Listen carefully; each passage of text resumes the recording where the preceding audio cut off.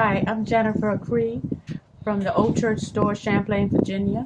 Today I am going to demonstrate all about basic woodworking refinishing, and I'm going to demonstrate on my Remington Shur Shot wood crate. These wood crates date back from 1950s to about 1970s.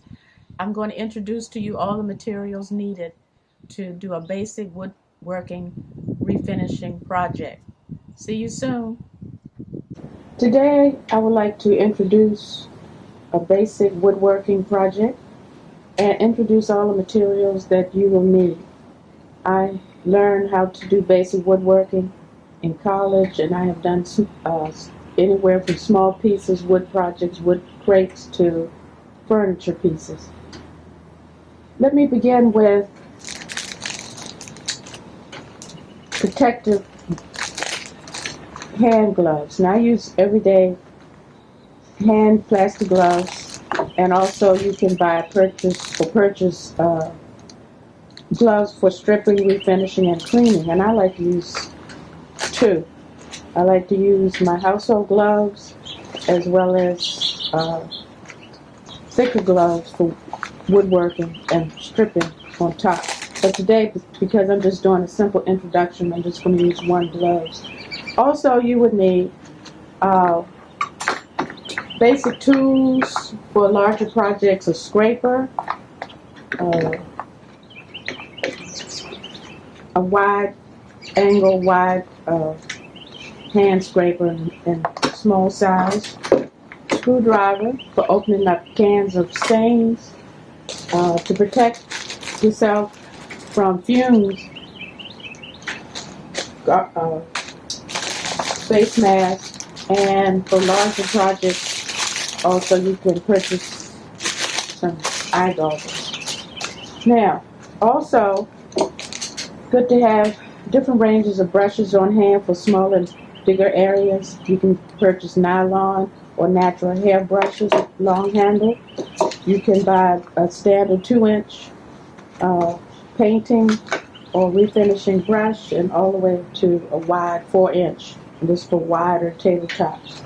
You will need different assorted stained sandpaper, and it wouldn't be bad to purchase a handheld electric sander. Now, I purchased this from a flea market, so you don't have to spend a lot of money. Also, it's good to have some cloths, some clean cloths, some industrial cloths, newspaper or some type of cloth to protect your area. Long sleeves. I prefer to wear long sleeves so any splatters won't get on my skin.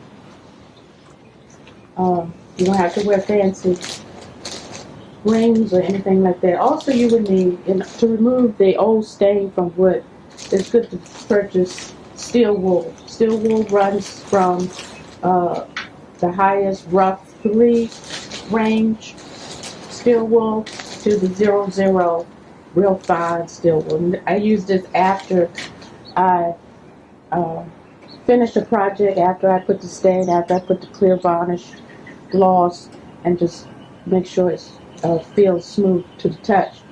Now, what I'm going to do today is a simple project using this Remington Shur Shot wood crate. Now, when I bought this at an estate sale, it didn't have a good bottom. So I found a piece of knotted pine, and I had my husband, he cut it and replaced the bottom. So what I want to do is sand the edges down and put a nice wood stain to match what I have in this box. So let me begin. First of all, I purchased a couple of different stains. This is a traditional cherry, more of a reddish. I'm not going to use that. I'm going to use this early American. Usually these boxes, wood crates, were built in the early 1900s, late 1900s. So you can also purchase what is called a pine stain, but I'm going to use the early American. There's also a golden oak.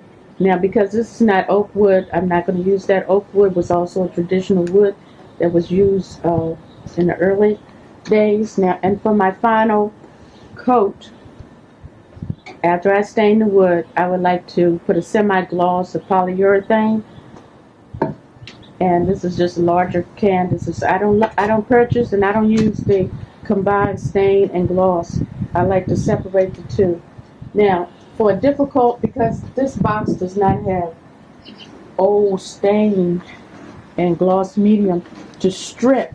It's just raw, it's bare. All I have to do is apply the wood stain. Now, if you had to remove old stain, you can purchase Furniture Refinisher.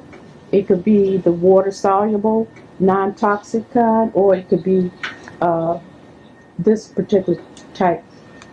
Again, for this particular type, or any wood furniture refinisher, is good to wear goggles and a face mask. Now, I think that covers all the materials. Also, before I begin, I like to pick up one of these from a paint shop, and this shows a woodworking hardware store, all of the different types of wood and the different types of stain colors. Now, I am going to pick up a piece of, this is more like the medium grain steel wool, sandpaper, I'm sorry. And this is a medium, see medium. And I'm just going to tear it so I can just, now, I'm just going to move all of this aside and have an area just for sanding. So what I'm going to do is take my hand and just go over the edge, knock off some of these splinters and rough edges.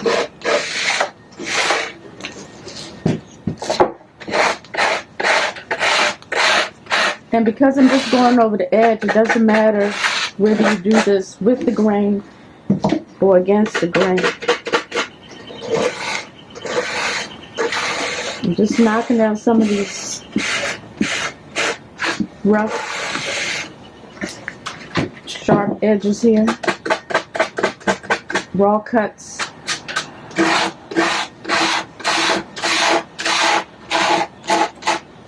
Okay, I'm just gonna tap on the top of this. This is a cut across the grain, so it's gonna look like this.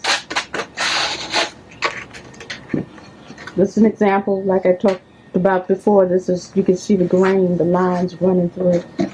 So if I'm going to sand this lightly, I go with the grain. So this was be good to remove any dirt stains. Also, using the same medium grain sandpaper.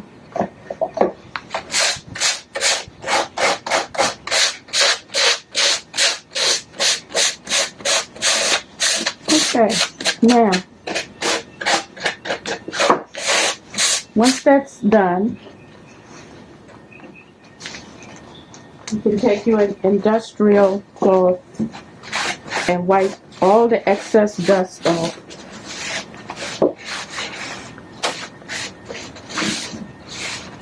Now I'm ready to begin to sand. Now it feels smooth to the touch. I'm not going to take my gloves off, but I know it's smoother than it was. And because it's the bottom of the crate, it doesn't have to be fancy. Now I'm just going to set this crate right here. Set this aside. Now I'm going to use my 2-inch brush. And when you purchase your wood stain, use your screwdriver to, and I've already pre-lifted this top, set the top aside.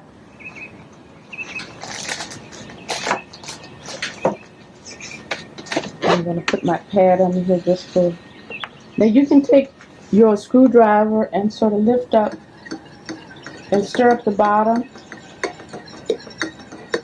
Or before you open the can, you can shake it to stir up all the stain that had settled. Now, set this aside. Now, if my 2-inch brush does not fit in here, I can always use my long handle 12-inch brush. Now, I'm going to dip the brush in the stain and just wipe off any excess. You don't have to apply a lot, so I'm going to begin brushing with the grain. Because the can is small, I can hold it.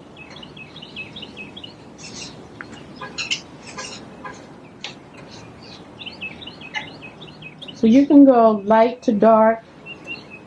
Take your time at first until you get the feel and the rhythm of how to apply the stain.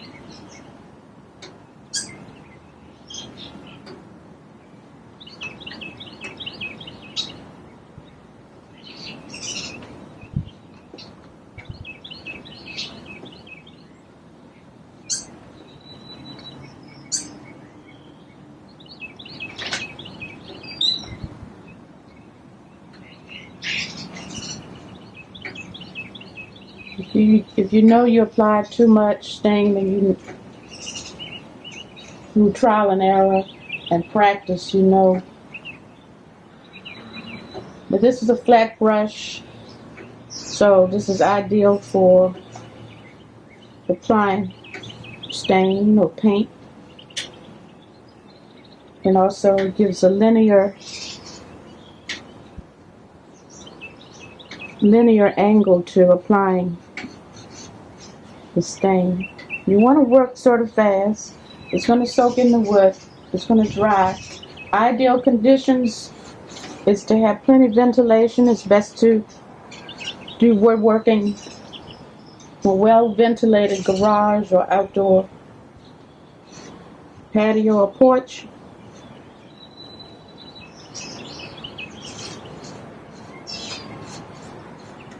I'm not wearing a mask or goggles because it's a small project, and I'm not stripping any old wood stains or varnish.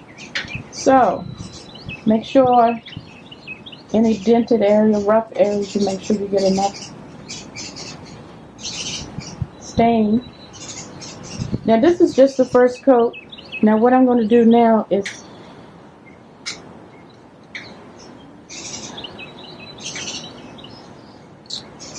do the sides. Make sure it doesn't drip down to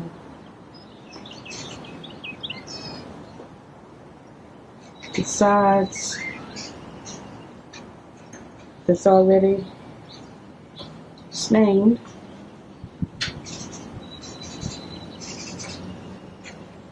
Okay, almost finished. Now I'm going to set this down. I set this on top.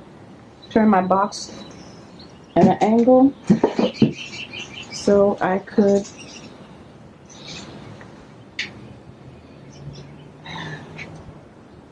the end, because this is the cross grain cut. It's going to be more rough. And you see the stain is soaking in darker. So you're almost like painting the stain on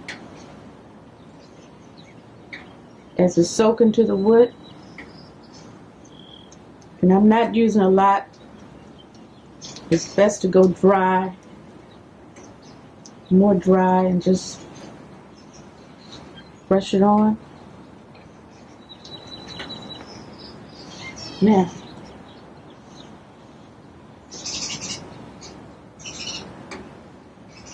sometimes the stain will just soak down. You can also use an upward stroke. Now I see I have gotten some on the lettering. So I just wipe it off before it dries. Now I'm just going to touch up the other 3 sides, and then I'll be finished applying the stain.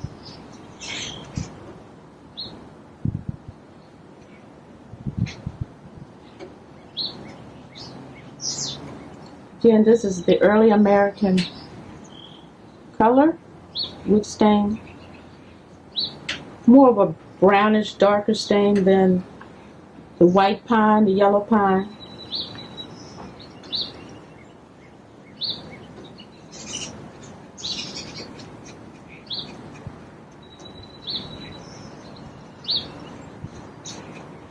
Okay, now let's go and put this down so it won't drop or spill.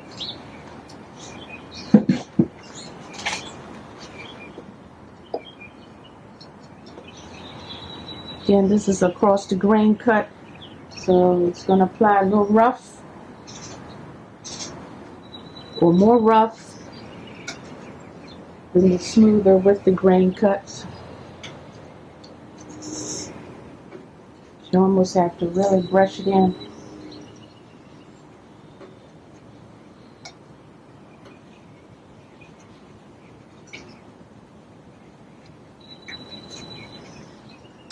Okay, now a good idea too is protect your concrete floor in case you get any drips. So a drop cloth or more newspapers on the cement floor is good too.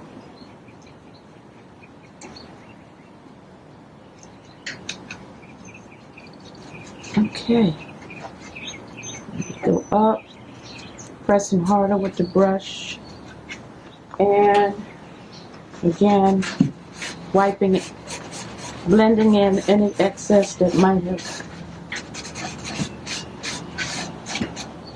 And I think I got all the sides. Now,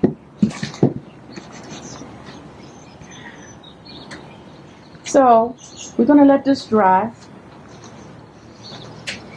Let this dry. See, it's soaking, and it's good to have good weather conditions. You don't want to do staining or refinishing in humid, hot conditions. So as you can see, it's already beginning to dry. It should dry within 1 hour, and you want to make sure that you didn't miss any spots, but you can also check again and put 1 more coat.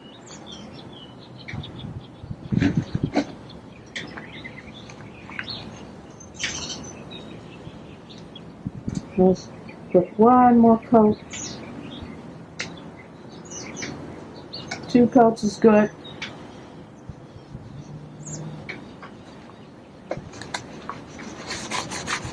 So we're going to let this dry, and I'm going to end my video with this. Once it's dry,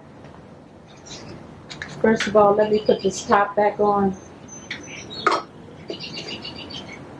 And you can also put your screwdriver and a cloth on a flat surface. Now I'm not going to put it on I'm not going to put it on top of this, but put the cloth on top and hammer this down with the end of the screwdriver to make sure it's closed. Now once it's dry and I put another coat, then I'm going to put 1 coat of this clear gloss polyurethane to give it a nice shine. I really don't have to do that because it's just an old wood crate, but for woodworking purposes, use this. And then once that's dry after an hour, then my final stage is to use this 00 steel wool to smooth out any brush strokes. Thank you for watching my basic woodworking video. See you next time.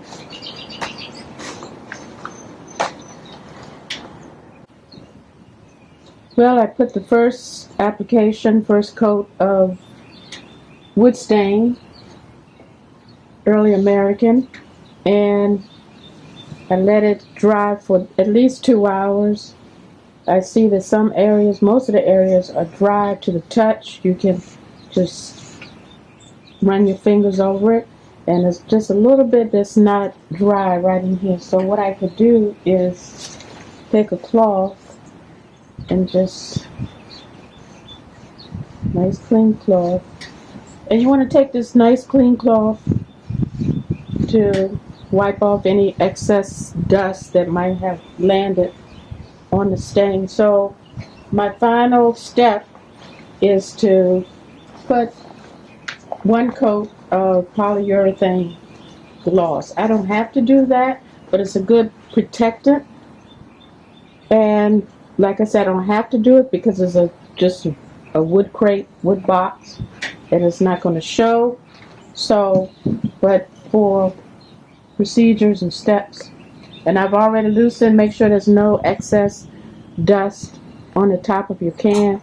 You usually can find these if you want to save money, go to an estate sale or garage sale. You might see this on someone's shelf. So I'm going to take my 12-inch brush and dip it in lightly and just put one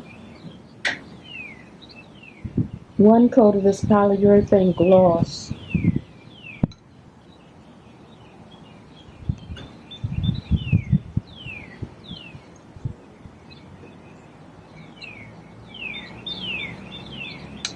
Again, you want to work fast. You want to work under ideal weather conditions. You don't want the weather to be hot and humid. A little breeze would help the drying process.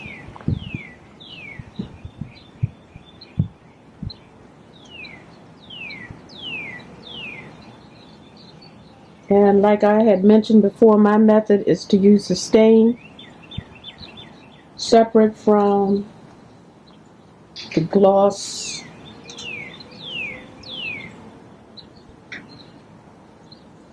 I like the 2-step process. I don't like the 1-step application with the stain and the polyurethane mix.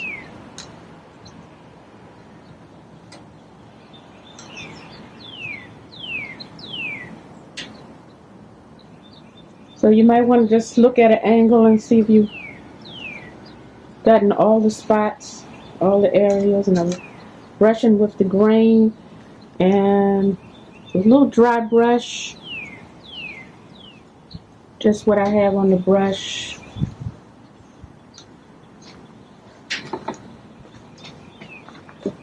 Just going to rotate this box. But just a little bit dry brush application on the edges, because you don't want it too glossy, different from what the side of the boxes look like.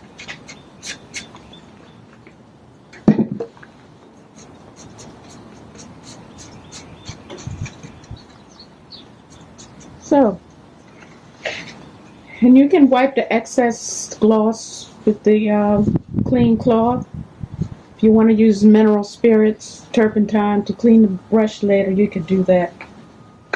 Or plenty of soap and water. Now, this will take at least 2 hours to dry. And you don't want to leave this open. And what I usually do, again, to seal the top, put the industrial cloth and take the butt end of a screwdriver and just tap that shut. And you want to put this on top so it won't splatter any excess off onto your hands or work area. So once this is dry, I'm not going to do it now, but once it's completely dry, I always take the 00 steel wool and just run it across, wipe it to remove any excess brush strokes and to give it a nice smooth feel to the touch. So that ends my demonstration for how to stain and varnish my wood crate. Thank you.